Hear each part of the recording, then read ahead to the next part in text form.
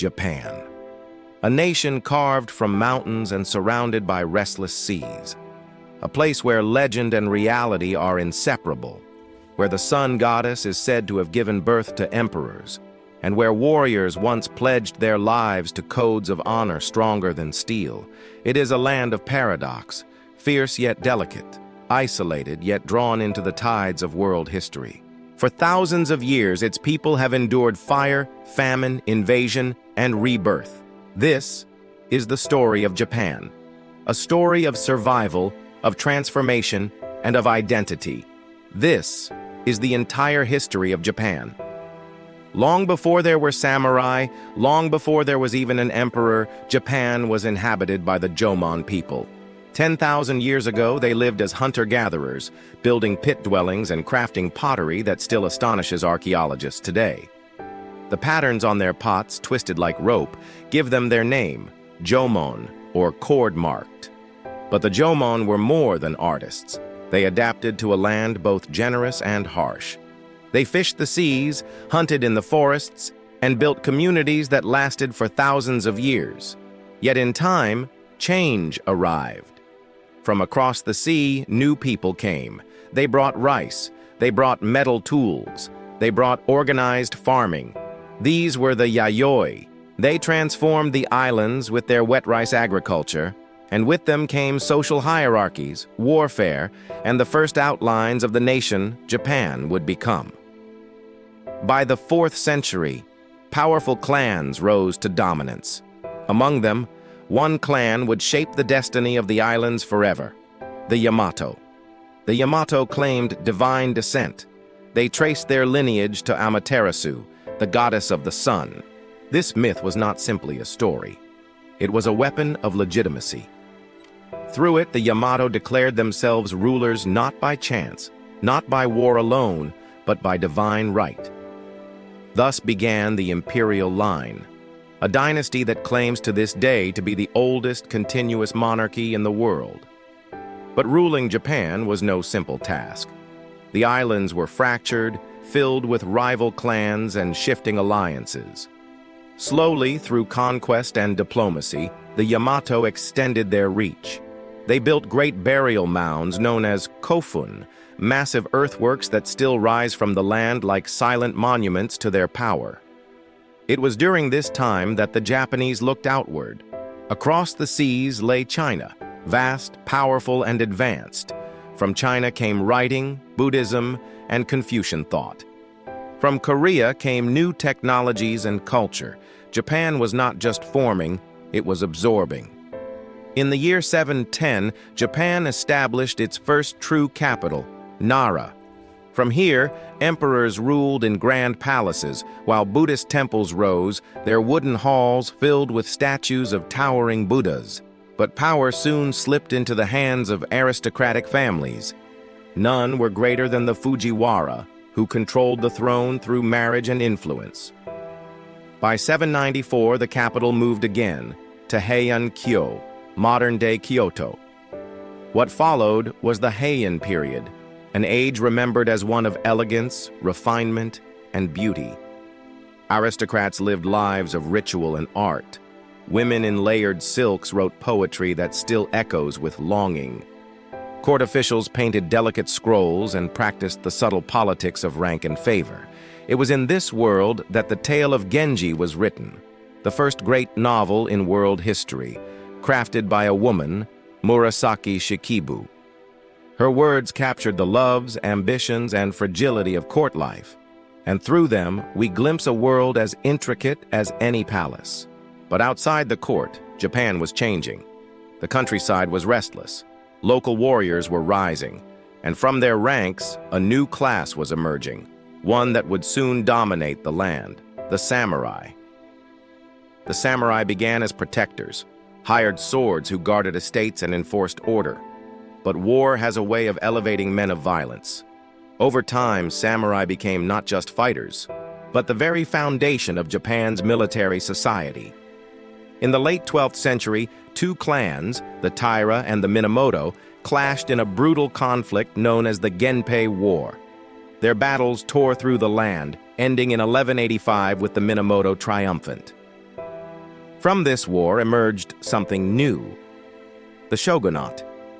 Minamoto no Yoritomo became the first shogun, a military ruler who held true power while the emperor remained as a sacred symbol. The samurai code, later known as Bushido, the way of the warrior, became central to Japanese identity. Loyalty, honor, and sacrifice defined their world. They were warriors not just of the sword, but of spirit. Yet even the greatest warriors could not prepare for what came next: the Mongols. In the 13th century, the most terrifying empire the world had ever seen set its eyes on Japan. The Mongols, led by Kublai Khan, demanded submission. Japan refused. In 1274, a Mongol fleet arrived. Their soldiers fought with thunderous bombs and foreign tactics. The samurai, trained for one-on-one combat, struggled against the Mongols' overwhelming force. But then, nature intervened. A storm struck, scattering the invaders. 7 years later, the Mongols returned with an even greater armada. For weeks, they fought along Japan's shores. The outcome seemed uncertain, until once again, the seas rose. A typhoon ripped through the fleet, shattering ships and drowning soldiers. These storms were remembered as kamikaze, divine winds sent by the gods to protect Japan. Twice the Mongols had come. Twice they were destroyed. And Japan, against impossible odds, remained unconquered. The Mongols had been defeated, but victory came at a terrible cost. The Kamakura shogunate, which had led the defense, was weakened. Samurai who had fought expected rewards: land, wealth, titles. But there was little to give. The enemy had been destroyed by storms, not conquered, leaving no spoils to divide. Discontent grew.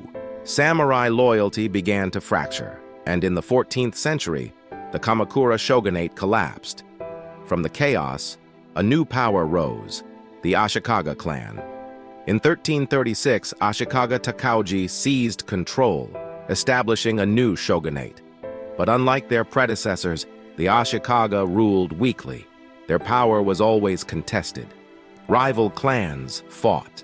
The emperor's court split into competing factions.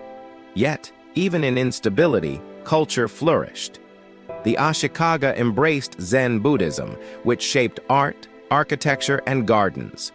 The rock gardens of Kyoto, the tea ceremony, and the ink paintings of this era reveal a Japan seeking harmony in the midst of conflict. But the harmony would not last. The 15th century brought one of Japan's darkest ages: civil war without end. In 1467, a dispute over succession ignited the Onin War. Kyoto burned. Clans turned against one another. The Ashikaga shoguns, powerless, became little more than figureheads. From the ashes of Kyoto, a new era began: the Sengoku Jidai, the age of the warring states. For over a century, Japan was torn apart by constant warfare. Daimyo, feudal lords, raised armies of samurai and peasants, building massive castles across the land. Alliances shifted as quickly as the wind. Betrayal became common. Villages lived in fear, for armies marched endlessly across the islands. It was an age of suffering, but also an age of innovation. Firearms, introduced by Portuguese traders in the 1500s, spread rapidly. Samurai learned to fight with muskets and cannons alongside swords and bows. War changed forever. And in this world of fire and steel, 3 men would rise who would reshape Japan's destiny. In 1560, a minor warlord named Oda Nobunaga faced overwhelming odds.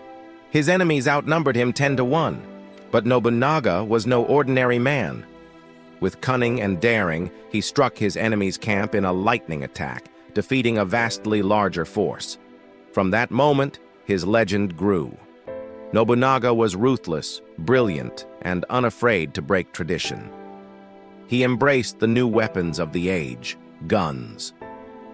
At the Battle of Nagashino in 1575, his forces mowed down charging cavalry with disciplined gunfire, shattering old ways of war.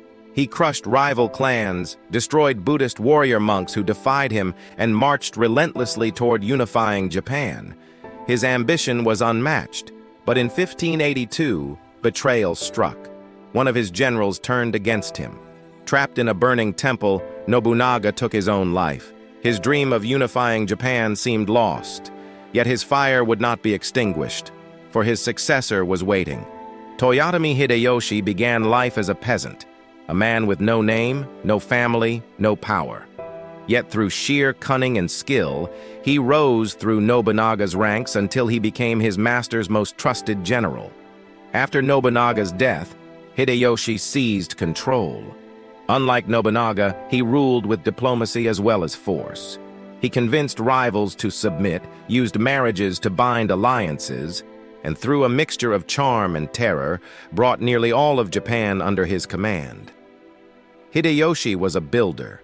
He raised castles across the land, the most famous being Osaka Castle, a fortress of stone that symbolized his power. But he was also ambitious beyond reason. Not content with ruling Japan, he launched invasions of Korea, dreaming of conquering China itself. His armies fought fiercely, but after years of war, the campaigns failed. Exhaustion and disease claimed his soldiers. In 1598, Hideyoshi died, leaving a young son as his heir. But the child could not rule a nation of ambitious warlords. Japan was once again on the edge of chaos, and into that void stepped a man of patience and cunning, Tokugawa Ieyasu. Ieyasu had served both Nobunaga and Hideyoshi, biding his time, building his power. He knew that to unite Japan, he needed not only soldiers, but patience. In 1600, his moment came. At the Battle of Sekigahara, the largest battle in Japanese history, Ieyasu faced the combined forces of rival warlords. For hours, the battle raged. And then, at a critical moment, betrayal turned the tide. Several of Ieyasu's enemies switched sides. His victory was total. 3 years later, in 1603, Ieyasu was declared shogun. The Tokugawa shogunate was born. For the first time in centuries, Japan was united under one rule. After generations of fire and blood, the land would finally know peace.